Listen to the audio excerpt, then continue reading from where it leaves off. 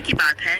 एक सुंदर राज्य था जो हरे भरे जंगलों और चमकती नदियों से घिरा हुआ था। उस राज्य में एक खूबसूरत राजकुमारी रहती थी जिसका नाम एलारा था। वह न केवल अपनी सुंदरता के लिए बल्कि अपनी दयालुता के लिए भी जानी जाती थी, जिसने राज्य के हर व्यक्ति का दिल जीत लिया था। फिर भी अपनी मौकता और शान के बावजूद एलारा महल की दीवारों के भीतर कैद महसूस करती थी और उसके बाहर की दुनिया में रोमांच की तलाश करती थी। एक शाम महल के बगीचे में टहलते समय उसकी मुलाकात एक युवा सेवक से हुई जिसका नाम फिन था। वह साधारण परिवार से था, लेकिन उसके दिल में बड़े सपने और उसके वर्षों से परे की समझदारी थी। अन्य दरबारियों के विपरीत जो उसकी खुशामद करते थे, फिन ने उससे बराबरी के साथ बात। उसने उसे बाहरी दुनिया की कहानियां सुनाई, गांवों और जंगली इलाकों के किस्से सुनाए जिनके बारे में एलारा ने केवल कहानियों में सुना था। जैसे जैसे समय बीता, उनके बीच एक अनकहा बंधन बन गया। एलारा छिप छिप कर फिन से मिलने जाती और दोनों महल के अंदर के छिपे हुए कोनों को खोजते। फिन अपनी चतुराई और सूझबूझ से अक्सर उन्हें बिना महल की दीवारों के बाहर गए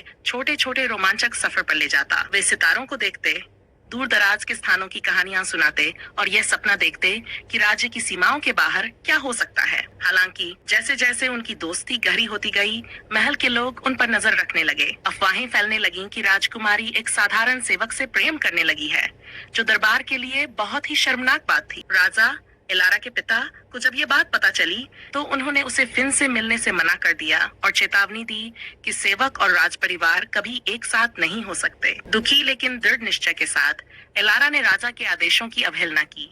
एक रात वह महल से बाहर निकलकर राज्य के विशाल जंगल के किनारे फिन से मिलने गई। वहाँ चांदनी रात के नीचे उन्होंने एक वादा किया। एलारा ने तय किया कि अब वह अपने दिल की सुनेगी और दोनों राज्य को छोड़कर एक साथ उन रोमांचों की तलाश करेंगे जिनकी उन्हें हमेशा से चाह थी। लेकिन इससे पहले कि वे भाग पाते, राजा के सिपाही वहां पहुंच गए। फिन को गिरफ्तार कर लिया गया और एलारा को वापस महल ले जाया गया। निराश और गुस्से में एलारा ने अपने पिता से विनती की और कहा कि फिन ने उसे वह जीवन और प्रेम दिखाया जो महल की सभी दौलतें कभी नहीं दे सकी। उसने घोषणा की कि अगर वह अपनी मर्जी से जीवन नहीं जी सकती तो वह कभी विवाह नहीं करेगी और जीवन भर अकेली महल में रहेगी। अपनी बेटी की भावनाओं से प्रभावित होकर राजा को एहसास हुआ कि वह दरबार के नियमों के कारण अंधा हो गया था और वह असली खुशी का मतलब भूल गया था। बहुत सोच विचार के बाद उसने अपने फैसले को बदल दिया और फिन को रिहा कर दिया।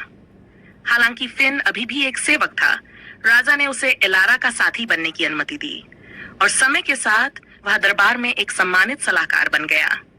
एलारा और फिन ने मिलकर अपने रोमांच जारी रखे, लेकिन अब वे राज्य के बाहर नहीं बल्कि अपने ही राज्य में लोगों की मदद करते, उनकी कहानियां सुनते और समझदारी व करुणा से शासन करते।